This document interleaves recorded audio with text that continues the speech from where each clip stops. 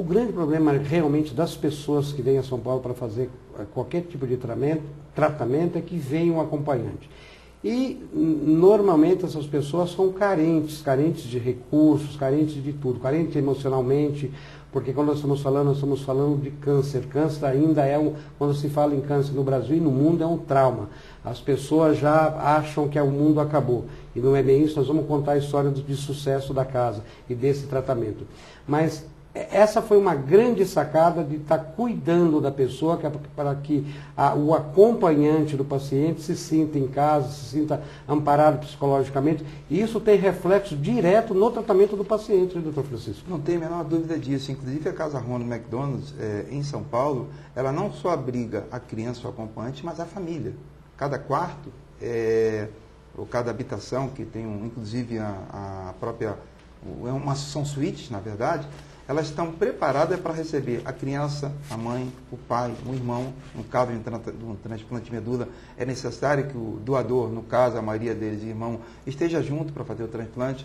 E o fortalecimento da família nesse momento, apoiado pelo voluntariado, e aí eu queria voltar na questão do voluntariado, como é feito a capacitação, como é feito o treinamento, como é feito a maneira do entendimento de como ele vai tratar uma criança e como vai tratar... A percepção vocacional do voluntário. Exatamente. Então, todas as casas, como é o caso aqui da Casa Ronald de São Paulo, elas têm voluntários que são treinados, são preparados, tem todo um sistema de recrutamento, de seleção e de manutenção dessas ações, porque quando a criança vem para cá, na verdade, quando a criança fica doente, na verdade, toda a família fica doente.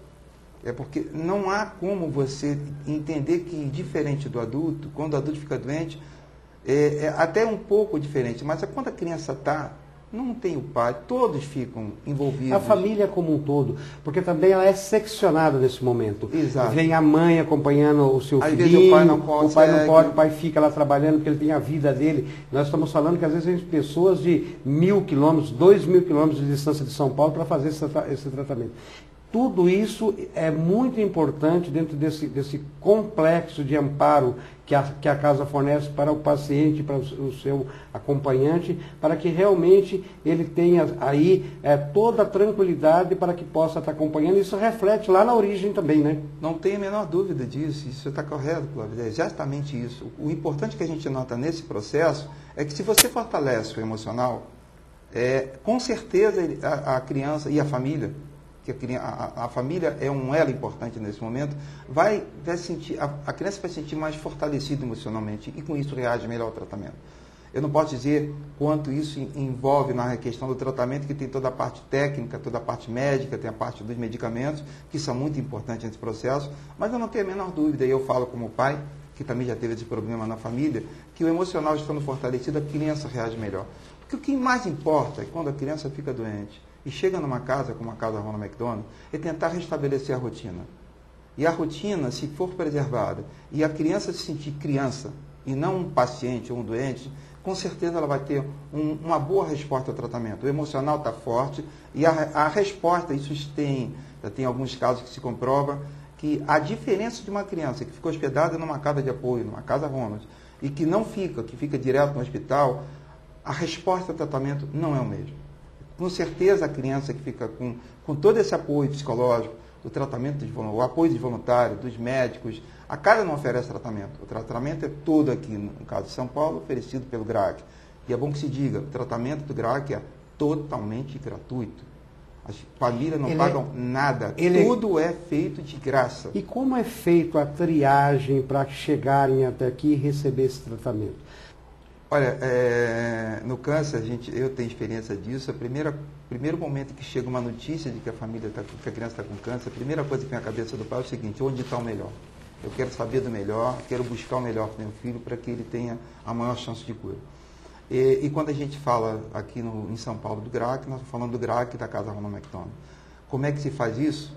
Trabalhando muito. Eu não sou porta-voz do GRAAC, mas tenho uma boa relação e conheço muito a história do GRAAC, desde lá de 94, 95. O que a gente nota é que hoje o GRAAC já não está mais comportando a demanda que ele tem. E ele já tem, GRAAC, previsão de expandir o seu trabalho. Já está com o terreno doado, vai investir mais ainda para quê? Não perder a qualidade e aumentar a quantidade de oferta. E o tratamento é todo SUS. Só que os recursos que o GRAAC recebe, com a maioria dos hospitais filantrópicos, e mesmo os que não são filantrópicos, ele não consegue atender ao tratamento adequado como deve ser feito. Ou seja, a tabela do SUS, no momento, elas estão desatualizadas, a gente sabe que isso é um problema, tem várias ações sendo desenvolvidas, como a emenda constitucional 29, mas o SUS aí é muito importante nesse processo. É bom que se diga isso. Se não tivesse o SUS, seria pior ainda. Claro, porque aí vem aquele ditado, o pouco com Deus é muito, né? Então a gente vai transformando ele para o SUS, quer dizer, é pouco, é deficitário, mas sem ele seria o caos total. O SUS hoje é uma ferramenta importante no tratamento, em toda a área de saúde. Pode ser melhorado? Lógico que pode ser melhorado. Tem condições de melhorar? Creio que sim. E deve ser melhorado, né? As autoridades estão pensando numa solução. Como é que o GRAAC faz para então se sustentar com esse déficit? Vai em busca de parcerias, em busca de parceiro para suplementar e não perder na qualidade do atendimento, verbas com outros parceiros, como o Instituto Ronald McDonald, como outras ações de outros bancos, como a Fundação Orça, através do Grupo Orça, que também é uma parceira do GRAAC. A gente veio aqui para fazer uma Ação Brasil, contar um pouco das suas ações aqui dentro da inclusão social, mas não deu para contar toda essa bela história. Então eu quero por hoje agradecê-lo pela sua gentileza de nos receber aqui e convidá-lo para que na próxima semana o senhor continue contando essa história de realizações, essa história realmente que nos faz acreditar que o Brasil tem jeito e que o Brasil caminha realmente para uma inclusão de fato e direito. Obrigado por ter nos recebido. Eu que agradeço a oportunidade, mais uma vez, de estar aqui falando do nosso trabalho. Como eu disse no início, é muito importante essa questão de nós estarmos dizendo para a comunidade o que nós fazemos e, com prazer, estaremos na próxima semana para falar um pouco mais do trabalho que nós desenvolvemos aqui no Brasil. É isso. Então você é o nosso convidado para na próxima semana continuarmos aqui aprendendo um pouco de solidariedade, aprendendo um pouco de ação social, através desse belíssimo trabalho que é desenvolvido pelo Instituto Ronald McDonald, através aqui da Casa Ronald McDonald. Obrigado por sua amável audiência e o nosso encontro já está marcado para a próxima terça-feira aqui pela TV Aberta São Paulo. Até lá!